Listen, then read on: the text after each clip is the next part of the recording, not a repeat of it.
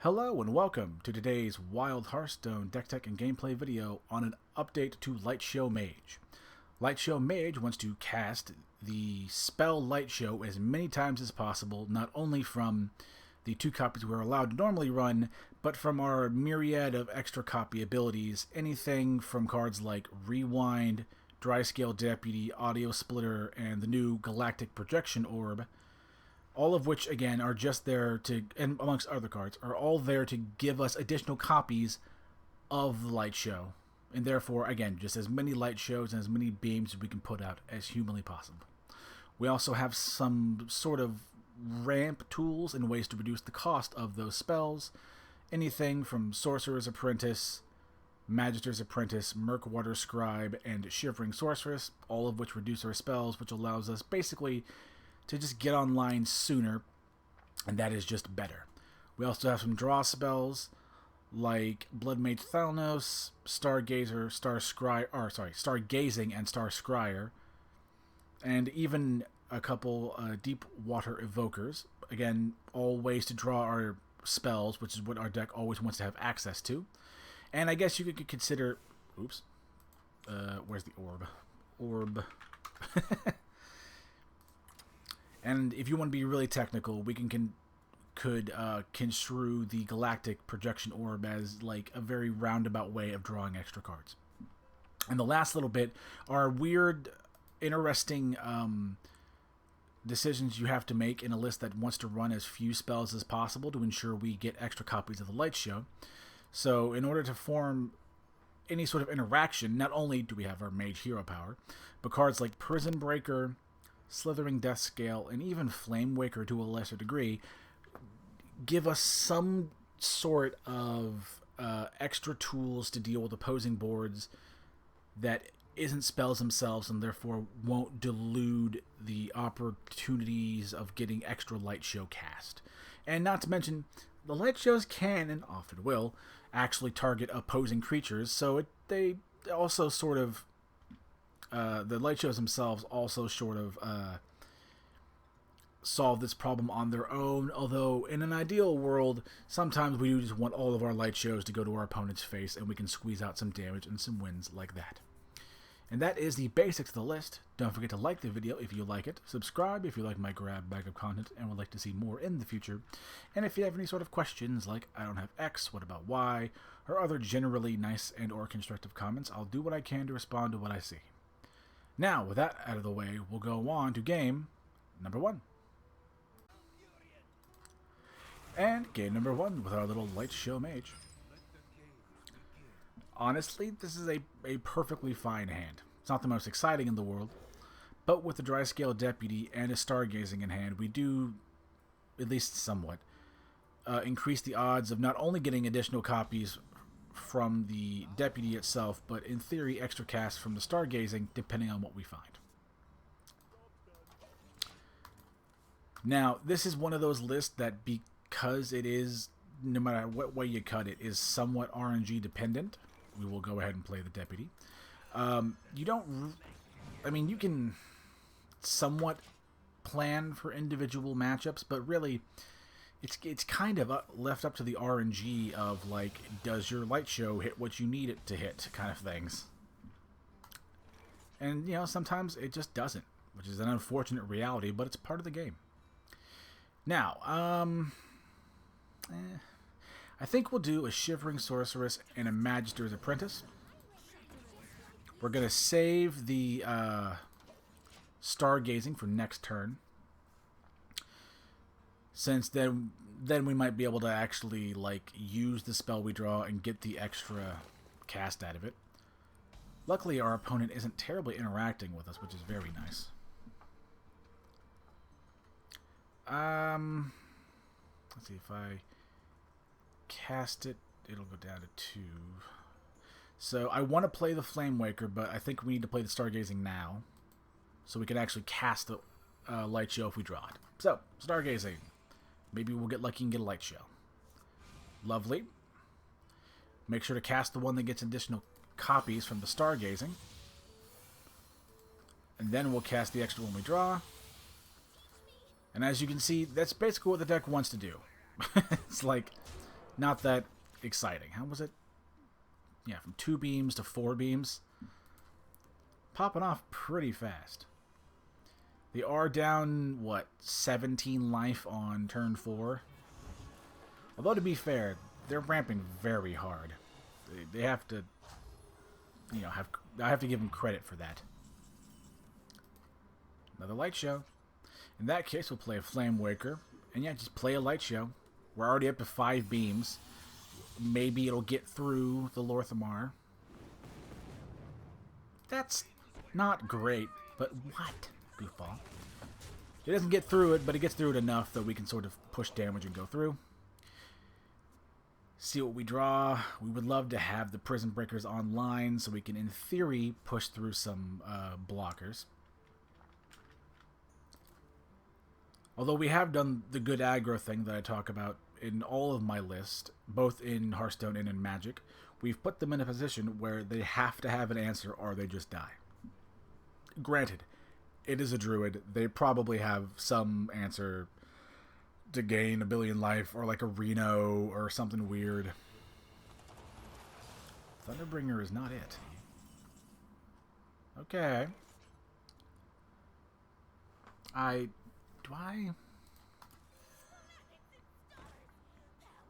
If I were to ping,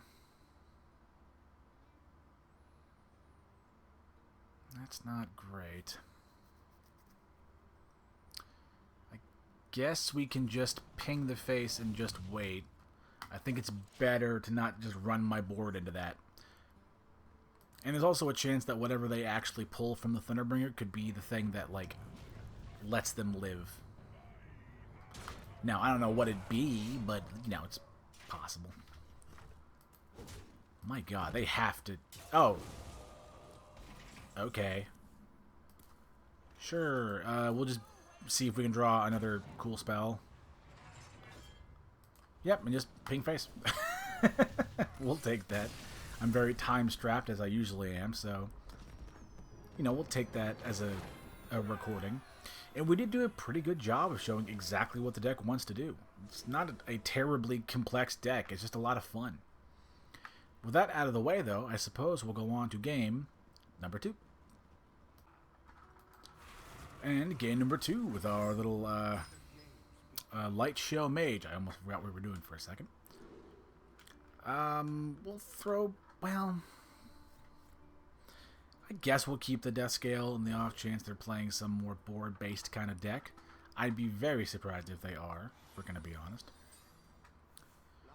But if nothing else, we can always play a Shivering Sorceress on turn 1.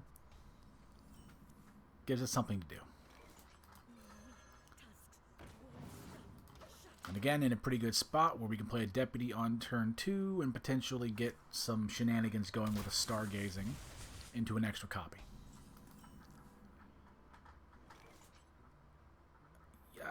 Yeah, we'll do the Deputy, since odds are 9 times out of 10, since now we have the orb in our hand, the audio splitter will now always copy, or, oh, in theory, always, it's a big if, will always give us additional copies of orbs, which, if we do this right, will also contain a copy of Lightshow in it. Yeah, totally fine. We'll just play the audio splitter. The rewind, again, while not directly another copy of a Lightshow, will effectively end up as a copy of Lightshow, since it will contain one, as you will no doubt see. Okay. I mean, that's cool, I guess. I think we will go ahead and play a Stargazing. Should, in theory, yeah, draw a Lightshow. We'll coin and get the extra copy of Lightshow and hopefully just sort of mess up their whole board. Or not their whole board, but a lot of it. A lot of that's going face, though. Honestly, I think I'm just going to go face. They aren't doing that much, you know? And we also now, we do have the Slithering Deathscale sort of just waiting. Should we end up needing it, of course. Doing fine. If nothing else this turn, we can just play a rewind. getting an additional copy of Lightshow. Again, wherever the damage happens to go, where it goes, it either goes face and damages them, or in moments like this turn, it just sort of eats up a lot of their board. Savannah Hive. Is it like some sort of death rattly thing? I mean, if it is, that's cool. I think, well, yeah, honestly, I think the plan is just to play a rewind and do more light shows. Already up to 5 beams. Again, we don't love taking all the extra damage, but we kind of don't super have a whole lot of options. I don't know what their deck is, but like it's interesting. Some like a little more fair version of like a death rattle thing. Unfortunately, we're gonna lose this game. Okay, so some sort of beat. Okay, that's cool, I guess. Yeah, okay. Yeah, sometimes the deck does just lose. But it loses, you know, loses pretty fair and square. We'll be polite and let our opponent actually, you know, get the win. But because this has been a particularly short video, we will go ahead and jump into a game number 3.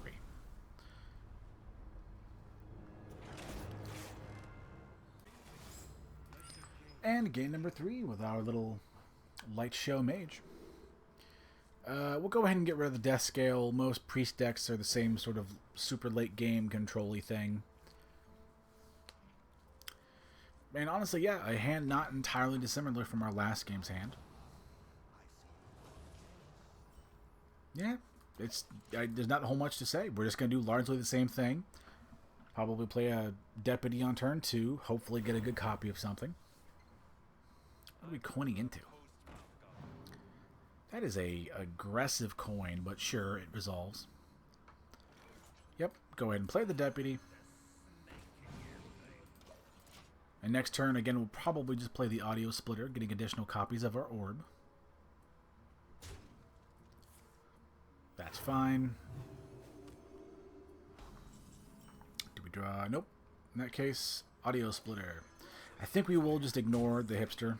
It's like not the biggest threat in the world.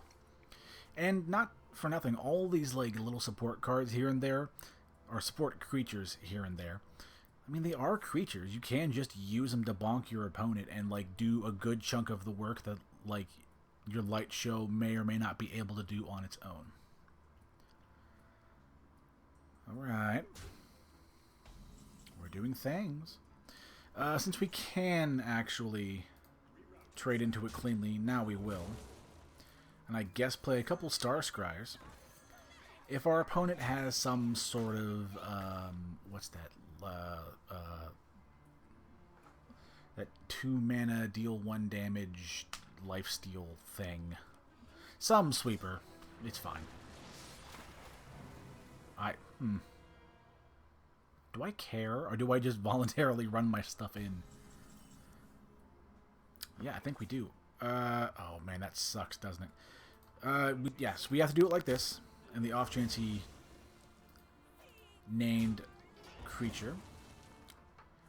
Okay, in that case, that kind of changes things. So yeah, we will go ahead and do a Deputy. And I guess we'll play a Flamewaker to set up for a really, at least a, in theory, explosive turn next turn. Next turn, with any luck anyway, we'll actually get a Lightshow off of our Stargazing, since there's only 2 other arcane spells in the deck, and one of which is in our hand. It's either going to be a coin flip between a Lightshow or the Rewind. That's fine. Okay, if I play the Apprentice, it goes down. That's 2 mana, goes down to 1. So yeah, we can play the Apprentice, playing a Stargazing. Okay, well that's not great. Hello, cat. I guess we'll do another one and just look for it. Wow, really unlucky, but okay, that's what are you gonna do? In that case, trade into the board. Hello, sweet cat. I love you. You're so cute. Did you consider the fact that the sweet cat dad is trying to do something? But anywho, pardon the cat. Okay. That's pretty good. But honestly, there's not that much they can really do that's gonna like make life suck too much. Finally found our light shows. So we can now start like popping off and doing what we're wanting to do.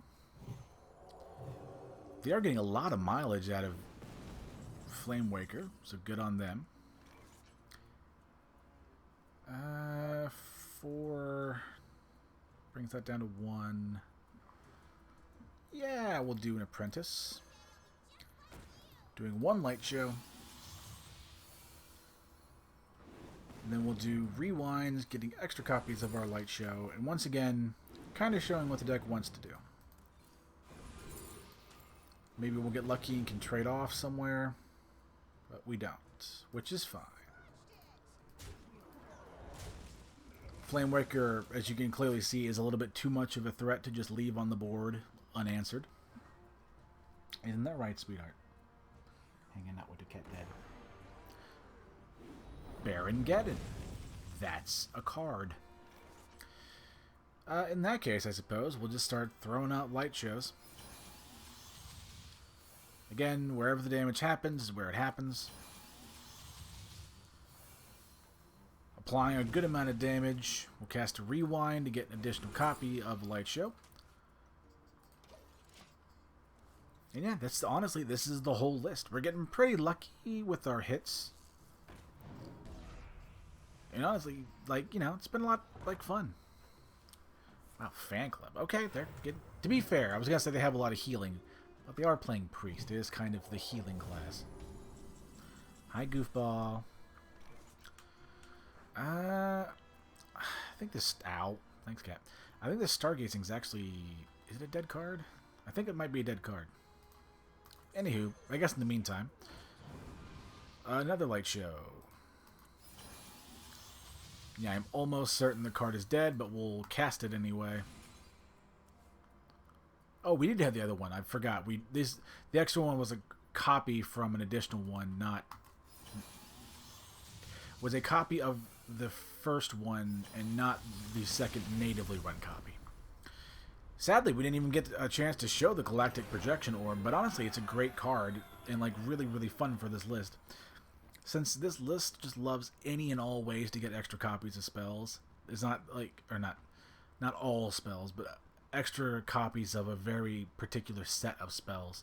And Orb is fantastic for that list, since we only really have 2 things you're ever going to hit, exception of 3 if you include the coin, but that very seldomly comes up. But yeah, that's the basics of the list.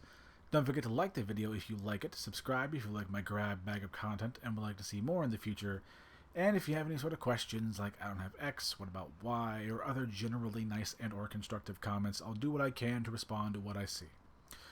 Thank you all so much for watching, and I'll see you in the next video.